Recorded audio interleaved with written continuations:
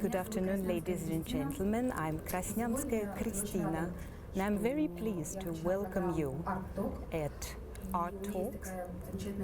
And I have this brilliant opportunity to talk to the Western audience about what is Soviet post-constructivism, what is its origin, how this style developed in the Soviet Union along with Art Deco. And it is very important to talk about the Soviet Art Deco, which is a version of post-constructivism in the Soviet Union. At BRAFA, I found out that very few people know anything about the origins and the history of the Soviet design, of the Russian design, what were the motives that inspired architects to pursue this style.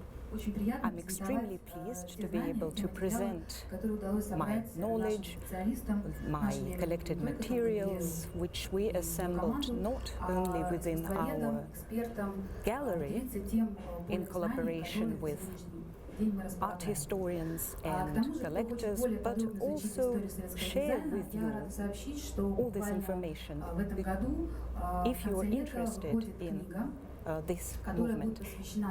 In the end of this year, we will publish a book in Zurich, which will be on sale in Europe and the United States. This book is on constructivism, from modernism to post-constructivism. This booklet, this catalog will include pictures and information about furniture, objects, collectible objects, and so on. So why did we come up with this topic? Why we decided that the Western audience would be interested in post-constructivism?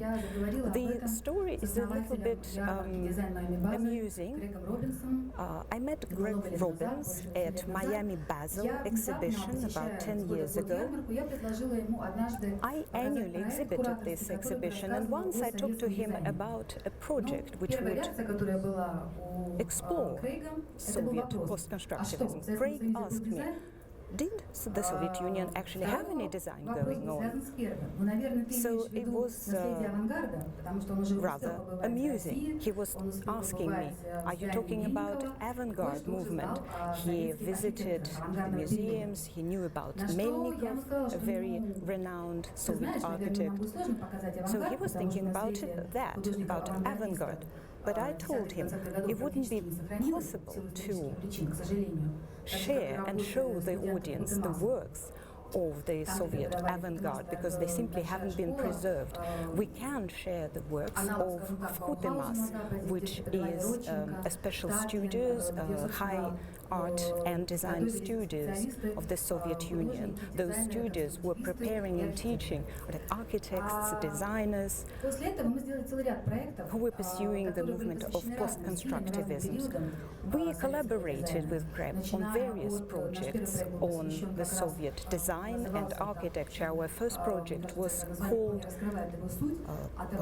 From Avant-Garde to Post-Avant-Garde, and we showed it first at this Design Miami Basel exhibition. We were talking about the 60s, we were talking about the avant-garde movement, we were showing the items and exhibits which were produced in the 60s.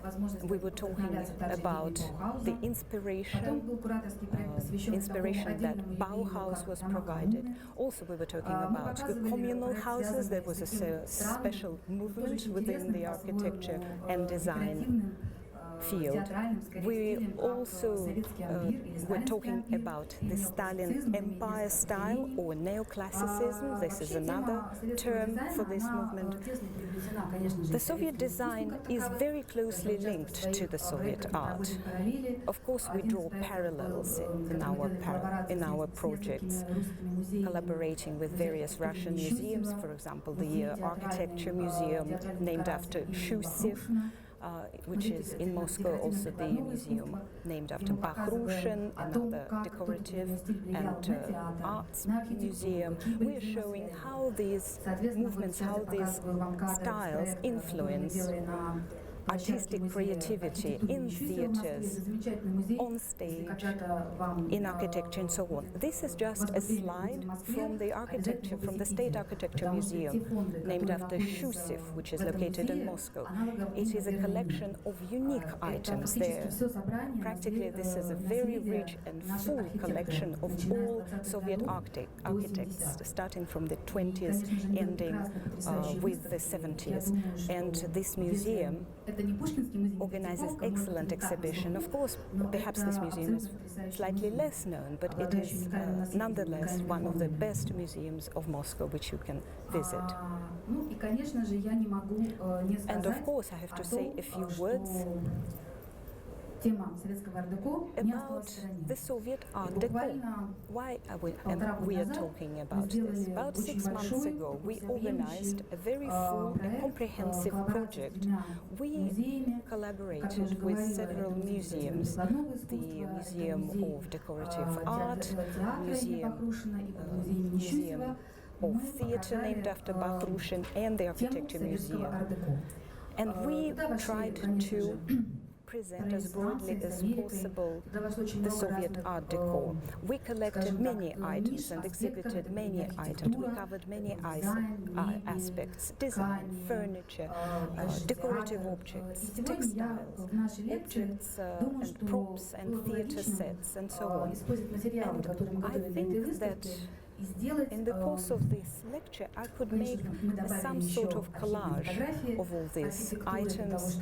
We've added a few pictures and a few slides of the most relevant architectural projects, but I will start my lecture with a few words about social issues, social economic reasons why this Soviet Art Deco originated in Russia, how those architects and designers were inspired, where they drew their knowledge and experience. But I have to say that their creativity developed in parallel with the best Western examples of Art Deco. There was an active exchange of experience and ideas. I will say a few words about the very famous American group of architects who were invited to work in the Soviet Union, who came and were constructing industrial buildings in the USSR. These photographs present a few pictures from the Architecture Museum. These are the projects, the actual blueprints for the interior design of the Moscow Metro. Within our exhibition, we also paid attention to some fashion items, because fashion, textiles and dresses, it goes hand in hand with any prevalent style and movement. In the course of the lecture, I will also cover the situation in the Soviet Union in the 20s, because in the West, people are aware of the avant-garde movement, of the constructivism movement and so on. Constructivism, of course, has spread very widely, especially in the Soviet Union. Those architects and designs were focusing on rather aesthetic, economical architectural structures. They paid attention until the 50s, until the end of the 50s. An architect would usually not only design the exterior but also the interior. So those were turnkey projects, so to say. For the first time, constructivism, as Mayakovsky, the Soviet poet, put it, came not from France, but originated in Russia. This is the new word in the history of architecture. This is how Mayakovsky described this movement. In 1924-25, the USSR participated in the Paris exhibition, the World Paris exhibition, which was the turning point and the moment of triumph of Art Deco in the West. What was important to mention is that the Soviet Union participated at this exhibition by presenting the items and the interiors in the pavilion designed by Konstantin Melnikov, which was executed purely in the constructivism style. So you can see the interior and exterior of this pavilion. Melnikov was the winner of the exhibition or attender, the contest. He won this contest with his project, and together with Rodchenko, the architect went to the Paris exhibition, and this famous pavilion and the interior of the Workers' Club was one of the highlights of this exhibition. I heard a lot of comments about this Workers' Club, and this was basically this pavilion created quite a stir. The most positive feedback was provided by the head architect of the exhibition, Bagnier. The chief designer of this pavilion was Rodchenko, who also was awarded by a special prize. In addition, the picture of the pavilion was on the front cover of the Paris exhibition catalogue. Le Corbusier, who was also one of the authors of the pavilions, was saying that the Soviet pavilion was the only pavilion worth looking at, and also Fernand Léger has very highly praised the Soviet pavilion. The constant search and the origins of the Soviet design in the beginning of the 20th century differed greatly from how this movement developed in the West. It was not based on specific orders, on specific commissions. It was rather vice versa in the Soviet context.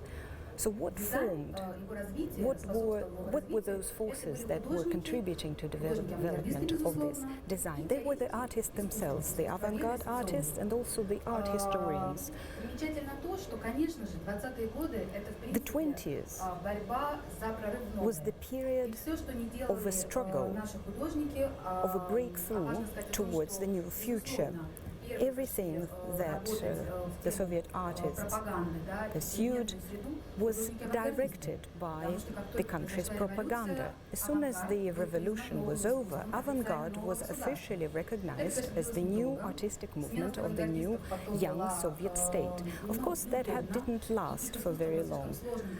The avant-garde art was fairly complex for ordinary masses.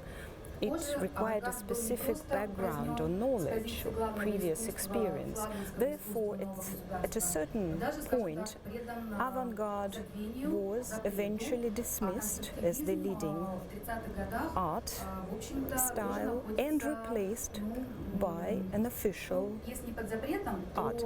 In fact, avant-garde was heavily criticized, bordering on the official condemnation of this style.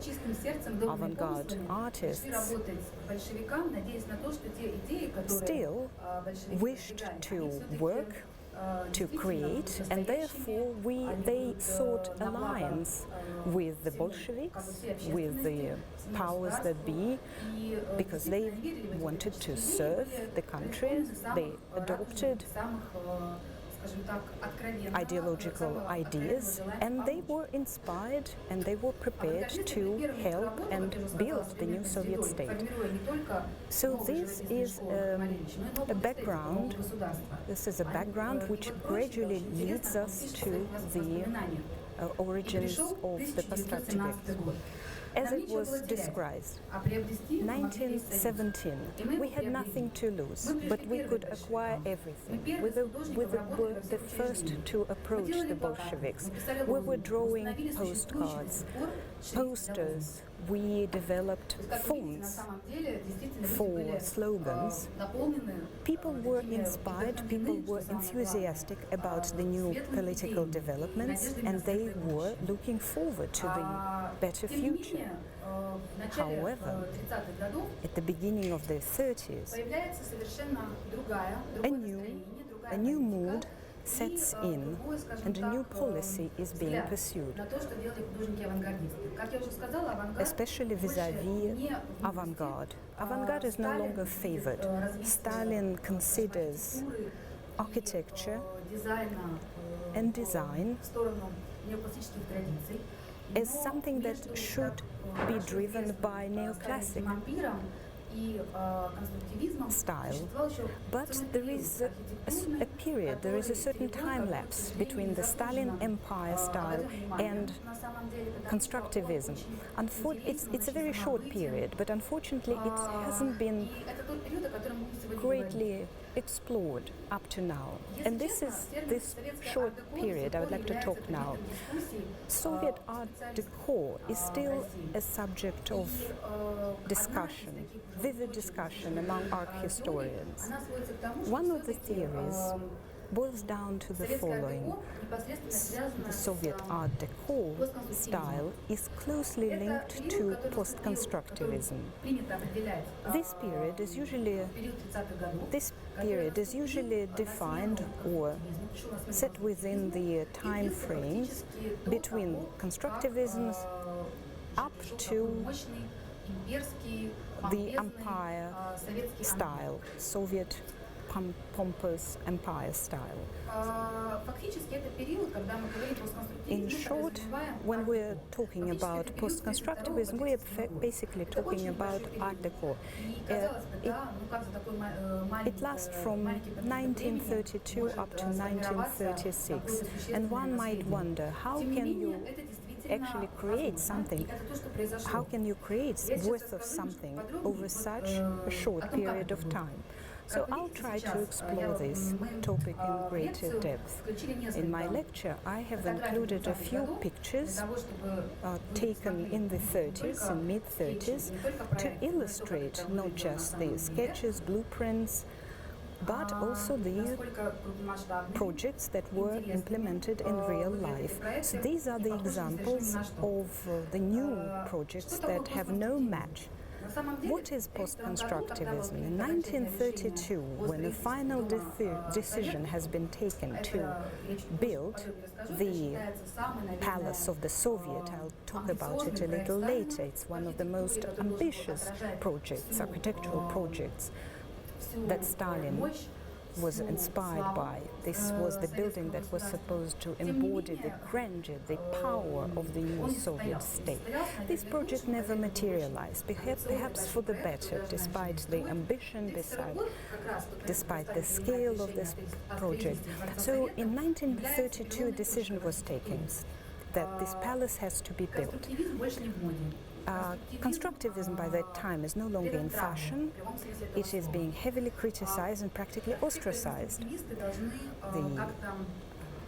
Those who work in this style, constructivists, the artists, have to adapt to the new political course.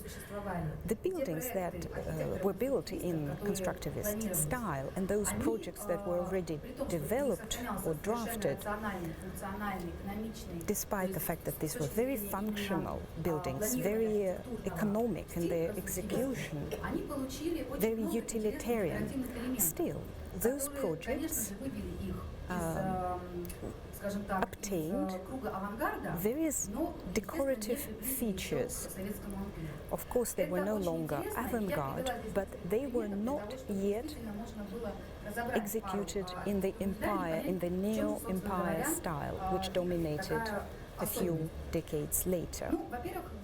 So what are the basic distinctive features of that style? So two important elements, the cube and a square. The military academy named after Frunze, executed by Lev Rudnev and Vladimir Munz. Those two architects have been working on the project of this building. The first half of the 30s was characterized by the general inspiration of monumentality and large scale. And the Soviet government felt that it is the young Soviet state that has the best right to create in the monumental style. So the main and the most common figure used in this style is the cube. It is a symbol of scale, of space, of stability, and it is not surprising that Egyptian motifs were adopted in this style. So the cube was the dominant feature of this style. Within the cube, you could build in everything: windows, various reliefs. And you can see that the military academy is a perfect embodiment of this style, of this cube. So I will remind that two architects have been working on this project. Rudnev was a fan of stability and monumental style. He was the head of the People's Commissariat of Defense, and therefore in this military academy project he tried to implement the ideas of safety, stability and defense. I will once again mention the importance of functionality, of functions of each building. The basis of the Soviet Art Deco style remained constructivism. It had to be functional, utilitarian, but in the Soviet style it acquired decorative elements. For example, certain elements which can draw on the even ancient Egyptian heritage and so on. So when we're talking about constructivism in combination with those decorative elements, we're safely talking about the Soviet Art Deco. Another building is located in St. Petersburg, or in Leningrad, as it was called 50 years ago. This is an example of a very utilitarian and functional building for residential buildings. The architects, even though this building looks rather aesthetic, it's actually very interesting because the architects were employing the constructivist elements and were not prepared to abandon it entirely. But in order to meet the new standards and the new political course, the architects had to improvise, they had to introduce elements which were new, striking, and we have quite a few examples of buildings of this style. For example, several buildings are located in Moscow on the Novinsky Boulevard. This is monumental. And also a few examples are located in Berlin.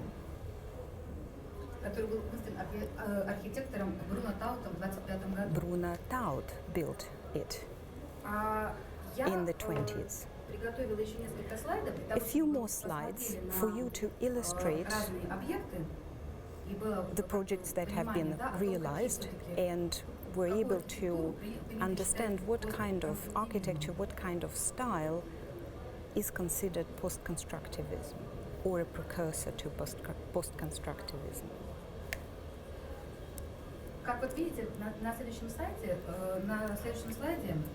This slide illustrates the following. There are two buildings that combine all those elements that I was talking about, the monumentality, the geometric figures, and also decorative elements, which would have been unthinkable in constructivism.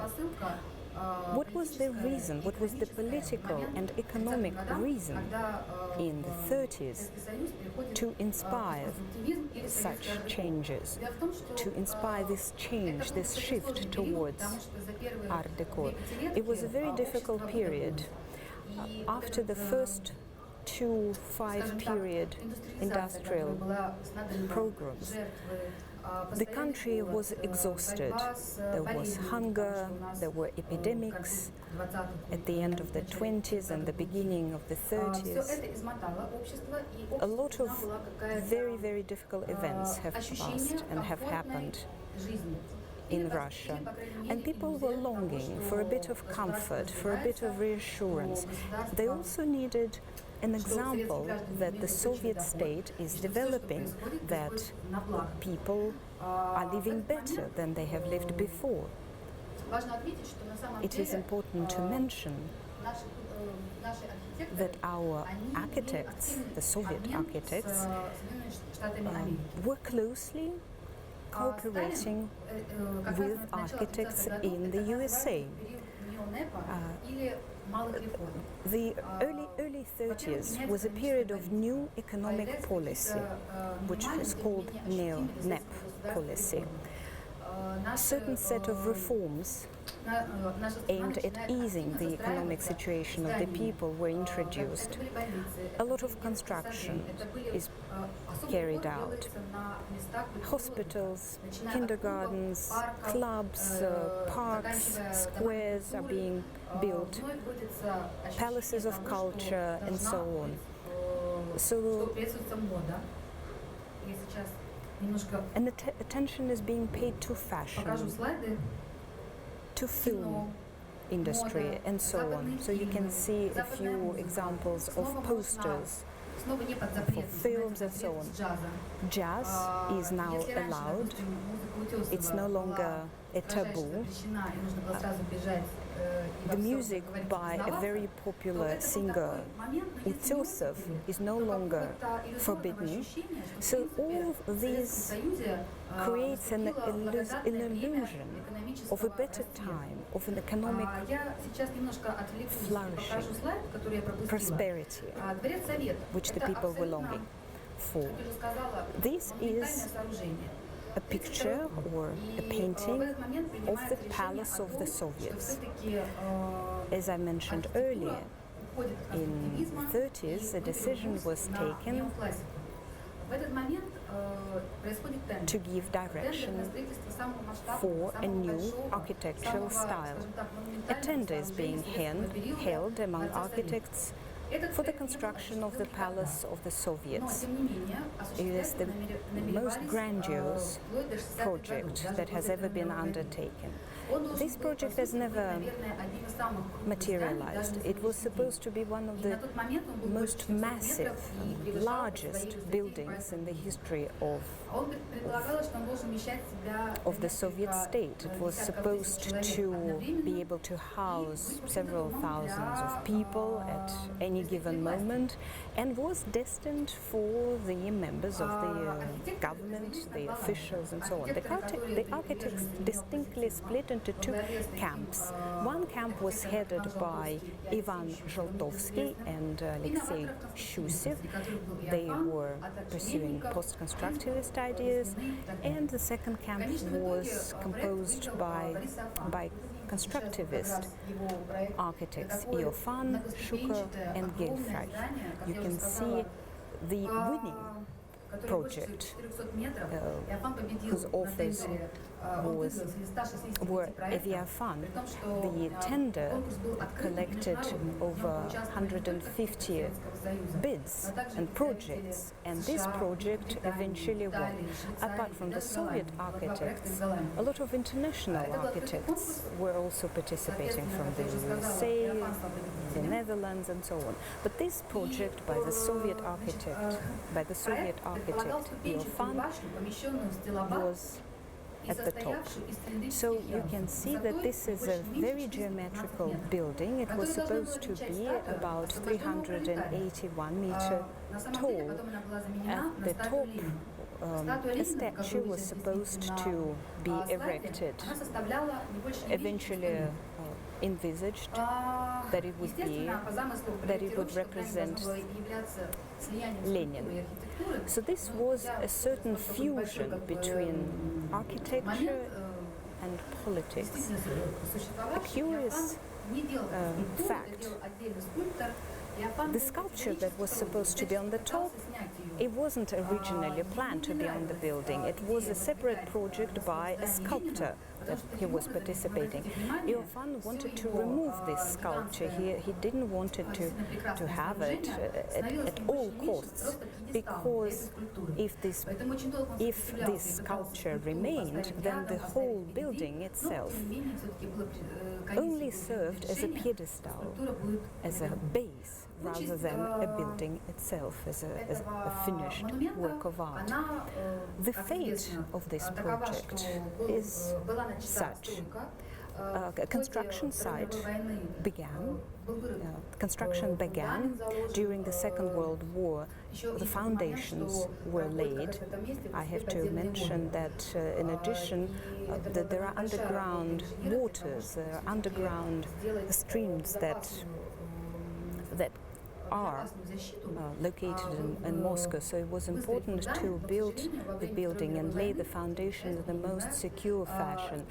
However, during the first stage of construction, this foundation was eventually taken apart and was sent for military purposes. After Stalin's death, the idea was revived briefly, the idea to build the Palace of the Soviet, but due to the economic circumstances and the lack of funds and manpower, this project was abandoned. As far as we know currently, even when Khrushchev came to power, this project was still, this idea of the Palace of the Soviets was still being discussed, and in the end, despite various debates of many architects, this project was eventually abandoned. However, this project, the blueprints, was sent and participated in many other architectural contests and exhibitions. And currently, this picture is housed in the Architecture Museum named after Schusev. The 30s is the time of the new economic policy. This time, this short economic growth allows people not just to experience certain improvement in their lives, but it also allows architects to travel and exchange their experience with their Western colleagues. It's a separate topic in itself, and it is an important one, because everything that is currently called Stalin high-rise buildings, and these are examples, they were actually inspired by American architecture, by American projects. Despite the fact that the country was closed and isolated, this cultural exchange still went on. There were magazines, there were books, Soviet architects were following closely various fairs and exhibitions. They had access to Western knowledge, but what was important for them to receive was experience. The results of the competition for the Palace of the Soviets were decisive for this exchange. The country, the Soviet state, as I mentioned, saw a lot of very curious buildings springing up in its landscape. New objectives were being set for architects, and Soviet architects paid particular attention to Italian and American architectural heritage. Art Deco expressed itself in the United States in a specific way. It was a very utilitarian, it was a very austere style in a sense. And this is what the Soviet architects saw, and they adopted this slightly industrialized style for their purposes, because the Soviet state was also undergoing a period of industrialization. So various high-tech elements, specific materials, nickel-plated surfaces, steel, bronze, sculptures, various inflated shapes and volumes. All these elements fitted and suited the new Soviet policy very well, and New York and Chicago have become a certain architectural university for Soviet architects. The Council of the Progress that took place in 1934 and the architectural exhibition that took place in the United States in 1928 was, all those events were attended by Soviet architects.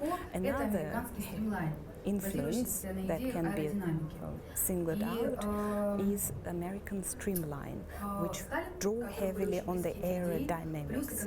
Streamline, ideologically, was very understandable, was very close to Soviet architects. Industrialization was on the go, and it was understood that in order for the country to develop in the industrial field,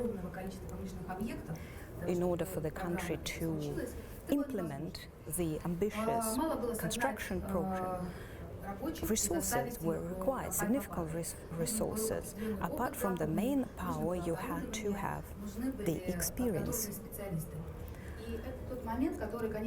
You had to have the experience, you had to have the experienced architects, specialists, experts. And it wasn't easy. Such people were not easy to find in the Soviet state. And that is the time when Stalin contacts Albert Hahn in the States, who is a very prominent American architect. And two pictures on this slide are the examples of Hahn's projects. One is the building of General Motors in Detroit, and the second is the project by Albert Hahn in association with Nathaniel French.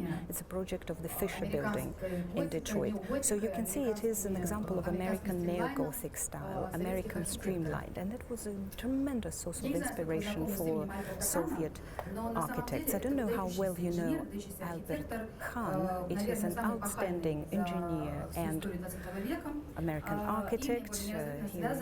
His name is closely linked to the industrial age, to the processing, non-stop processing line, and a unique method of designing or executing the project documentation. He has developed a form which allowed to prepare blueprints for various industrial facilities over a very short period of time. So he was an innovator in a sense.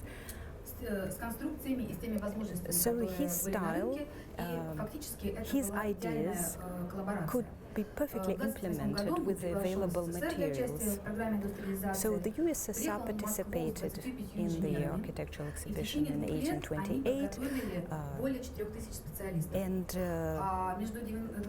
Albert Hahn's studio prepared over 4,000 specialists. And Albert Hahn organized and personally oversaw the construction of over 500 industrial facilities, and these were not just production, heavy industry production facilities, but all sorts of processing facilities, conveyor facilities, military facilities, and so on. And over the 3 years, over the 3 years that took for Soviet architects to receive a certain technical training in the United States. After 3 years, Stalin breaks the contract, the agreement with Albert Hahn. The architecture and projects of Albert Hahn become heavily criticized.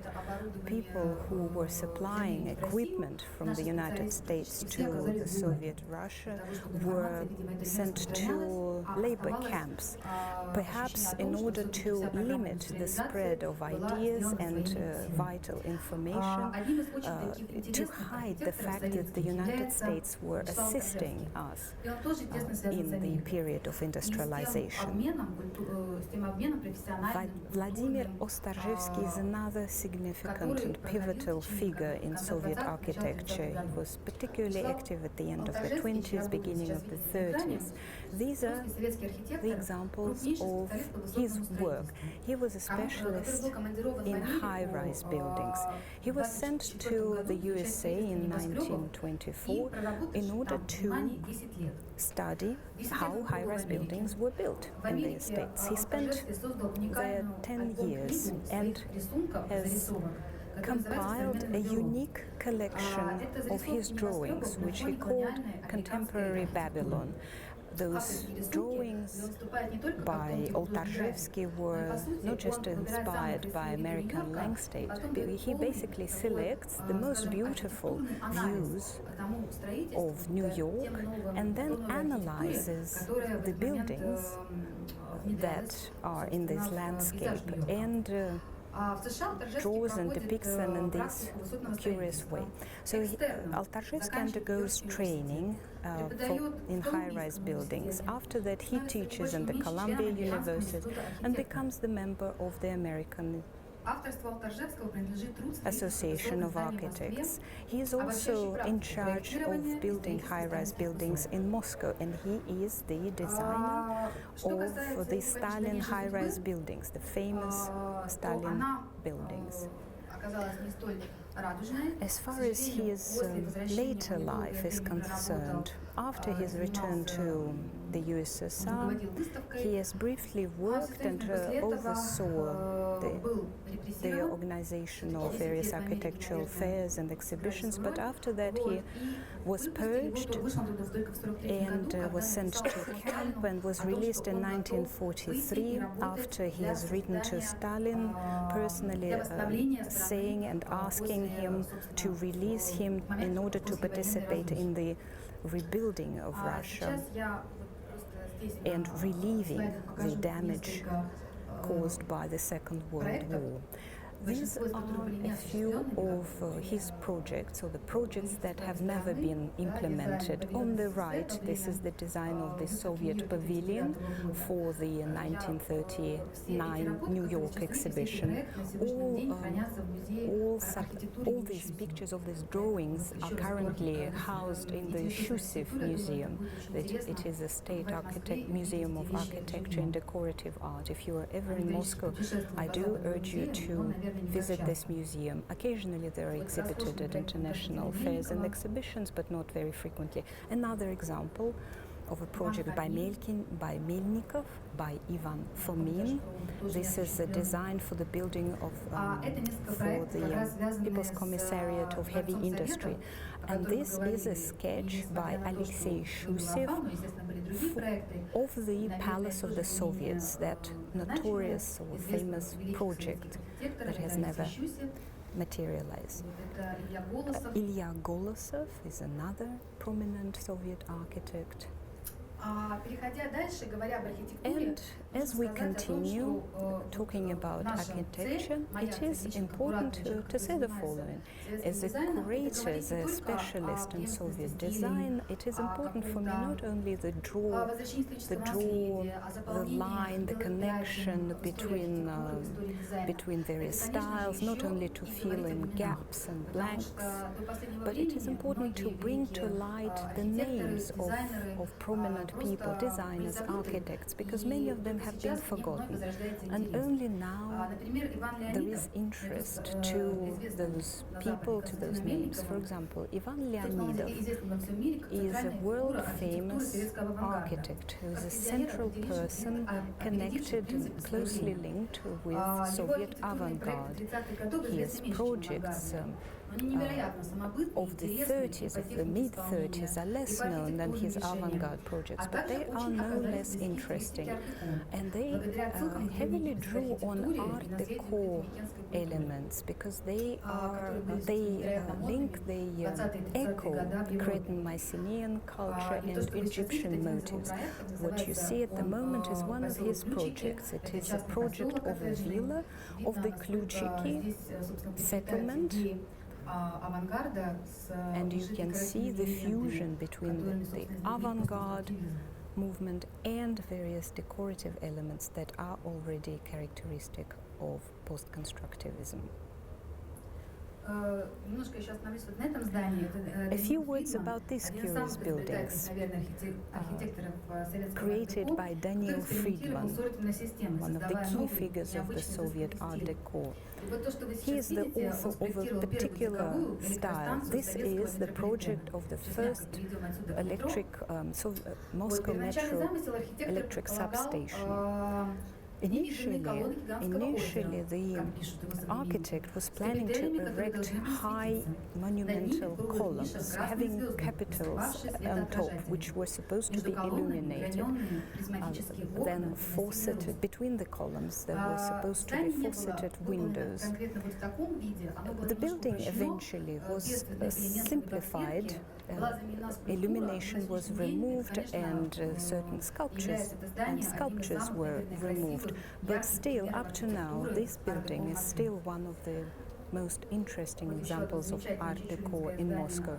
Another project, this is a project of the airfloat building in Moscow by Chichulin, by the architect Chichulin. And now we're coming to something that you should be, probably you are familiar with, Moscow Metro.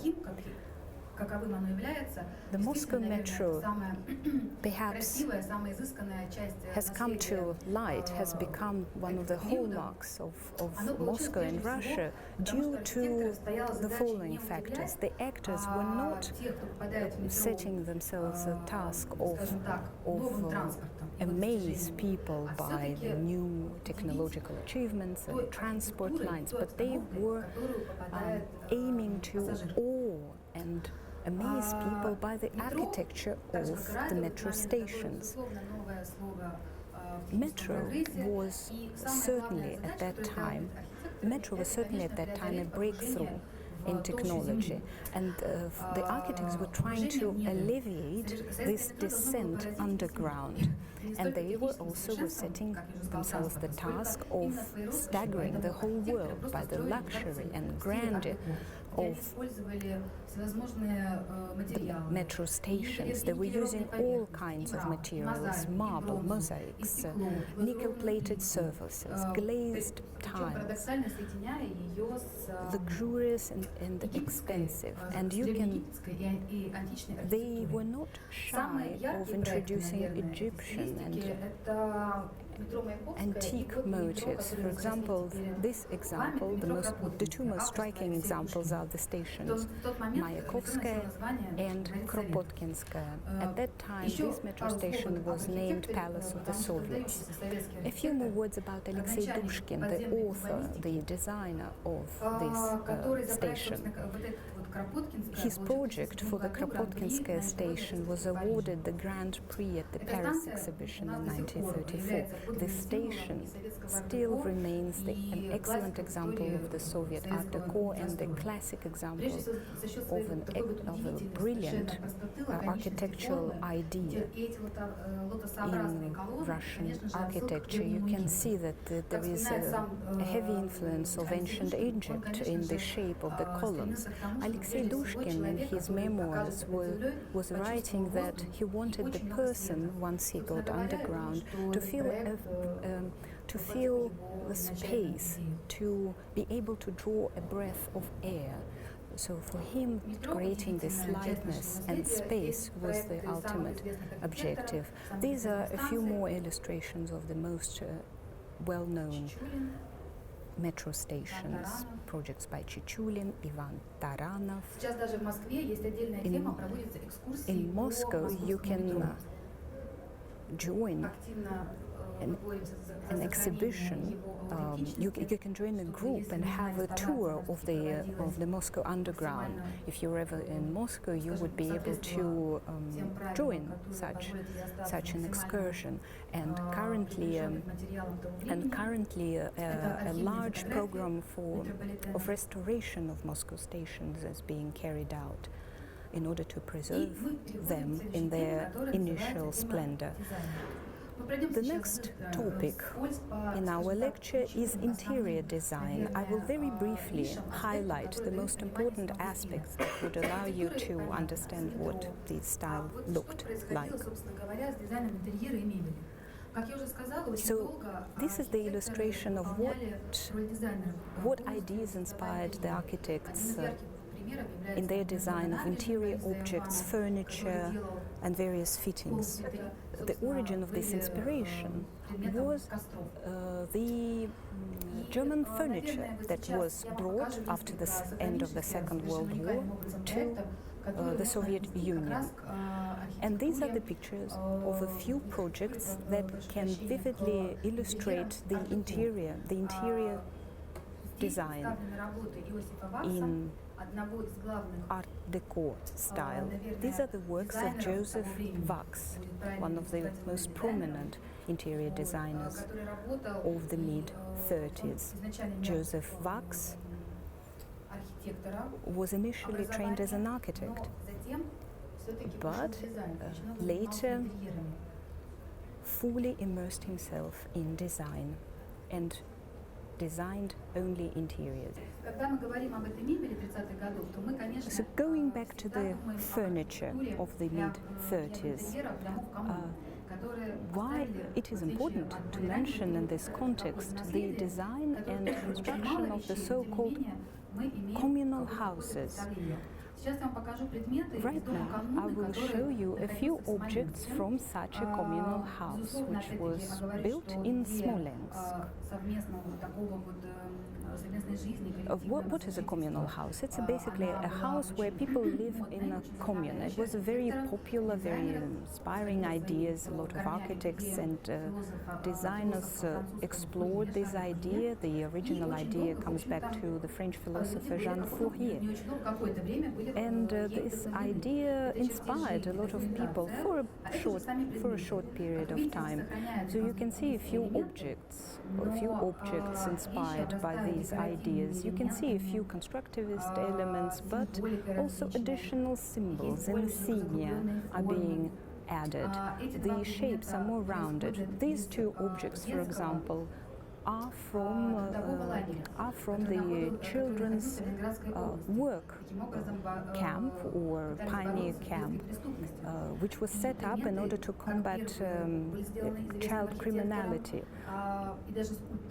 And the objects of this facility was actually designed by renowned architects. For example, Alexander Dmitriev, who was one of the 20 best architects of this period. This is a screen and a rostrum. These are two examples. These are unique but typical pieces of furniture of the Soviet Art Deco. The rostrum and the screen they merge. For example, the screen can be detached from the rostrum, or they can be combined together. These two objects come from the orphanage of the Spanish children who were housed in 1936 in Soviet Russia. You can see that very expensive wood was used. You can see the lacquer and the marqueterie on the surface of this table. This chair is another striking example of Art Deco. They were created in the famous workshop number 12. This workshop number 12 was set up in 1933 as a special workshop to design interior fittings, lights, furniture, and so on. And a group of graphic artists was working in this workshop number 12, and they were following and drawing on Art Deco style. They also designed the buildings of various publishing houses, and Moskva and Pravda, and some metro station. Another example of a chaise, which also came from the workshop number 12. The Soviet Art Deco in other areas. The following slides will illustrate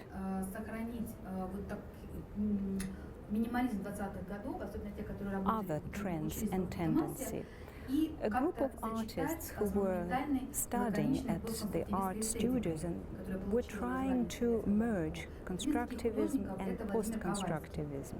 One of the key representatives of this style and movement is Kovalsky. These are his fellow artists, Елизавета Трипольская, who were designing various desktop objects such as a pencil cup or a butter dish. A famous name, Alexander Deyneka, a sculptor who created this portrait of his beloved woman. You can see the inspiration of Fernand Léger. Light fittings is another important area which I would like to highlight in particular. And the name of Abraham Damsky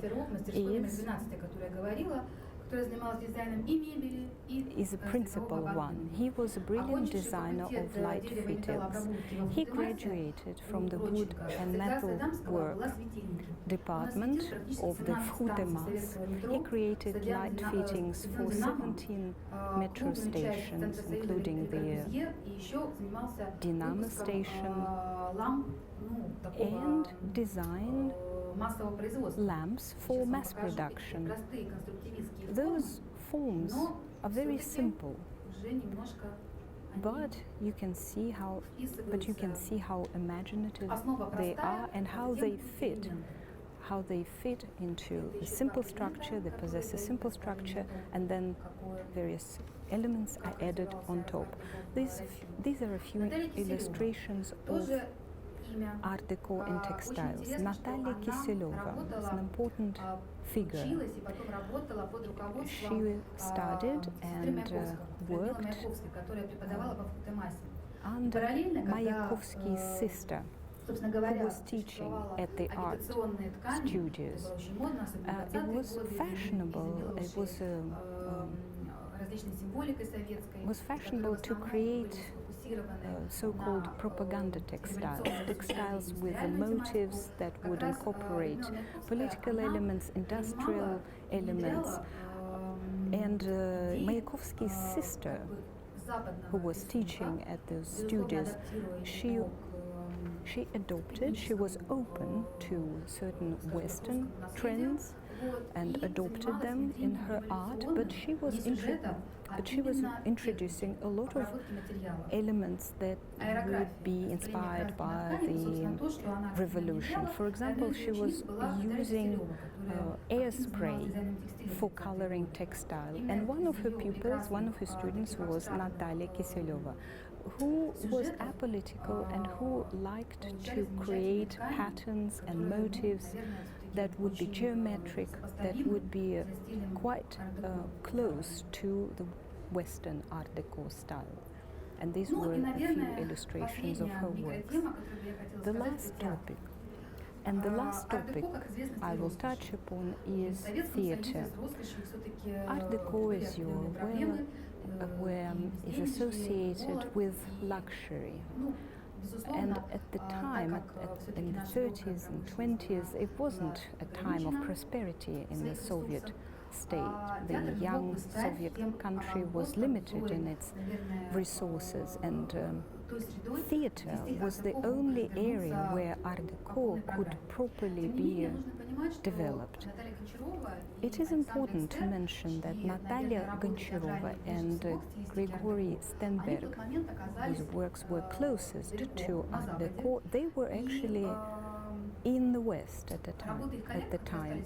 Their colleagues who remained in Russia, Nikolai Gimov, Nikolai Dmitriev, who were working in Art Deco style, they were still fairly independent and presented a separate independent movement, leaning heavily towards late post-constructivism. A few illustrations. What it looked like in stage props. What are the main differences between the Soviet and Western Art Deco?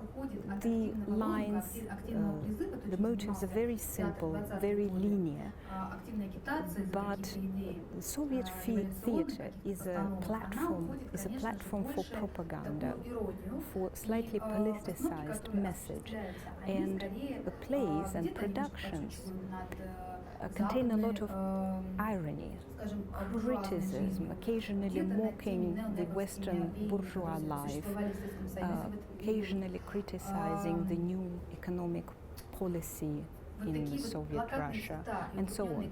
So the colors, heavy, large, geometric shapes in the 20s are finally replaced by lighter forms and constructions. A few examples. This is work by Vladimir Stenberg. As I mentioned, theater was a platform, was a stage for criticizing and making fun of certain day-to-day events and developments. And for example, illustration depicts a bordel, because it was an illustration for the Beggar's Opera, and it was something a rather unsuitable and unpalatable subject for the Soviet audience. And our example draws a heavy influence from the ancient Egypt. Other works that are currently on the screen are housed in the are housed in the theater museum named after Bakhrushin. Alexander Rodchenko is the author of this stage costume for one of Mayakovsky's plays. And another example is a costume designed by Alexander Deyneka. On the left is a sketch, of stage costumes for the actress, and on the right is the picture of Zinaida Reich, who was performing the role of the phosphoric woman in a play called The Bathhouse. The style and design of the theater props or costumes draw heavily on Western Art Deco style, as it was present in the United States and Europe. Another example of a stage prop was on the last slide. Well, in the end, I have to say that this style, Soviet Art Deco style, lasted for a very short time. We understand that this style could not have been formed and originated on itself without any reasons and precursors. Obviously, there was a lot of international exchange and influence, despite the fact that Art Deco was swiftly suppressed and replaced by official propaganda, by the official culture and official cultural policy developed and curated by Stalin, Soviet Art Deco or post-constructivism can still be called a unique style which draws heavily on the world heritage but still develops and has a certain unique, specific elements of its own. So in our exhibition we're trying to bring about this uniqueness, this original quality of the Soviet Art Deco and educate our audience about that. Thank you very much for your attention. If you have any questions, please do not hesitate to ask them.